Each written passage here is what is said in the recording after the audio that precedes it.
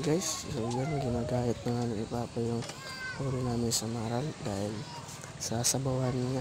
Dahil ngayong araw ng linggo hindi kami nagtulog sa playa dahil para kami makapangisda at pagbuling siya ng pambaon namin sa araw-araw.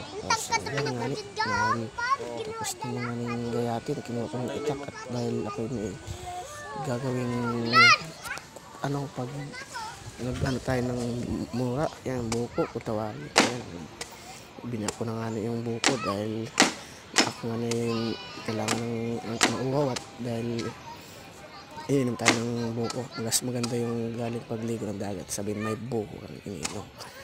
Yan, tinagtagit ko na nga dahil medyo gigil na ako sa buko. Yan nga no.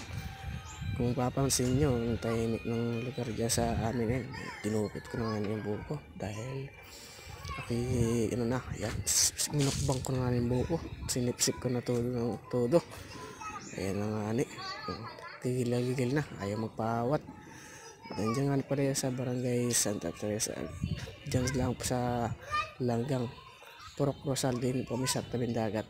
Ayan, tapos yan na nga ni, dahil nagtawag na nga natin ng mura dahil yun, may buti, nandiyan yung isa kong limang kapatid, tapos yung isa na mulinggit, yan, ano pa nga ni, yun, tapos na namin gayatin, ari na nga ni, yung aming lamisa dahil kami ay malapit sa playa. Yun, nagbali, may nakita, kapansin nga ni pala ako na nagkalapiral sa bandaron, tapos tinignan ko muna yung aming baka may lutang yung bangka namin.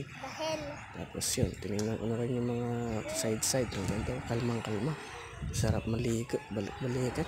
Yan nga po,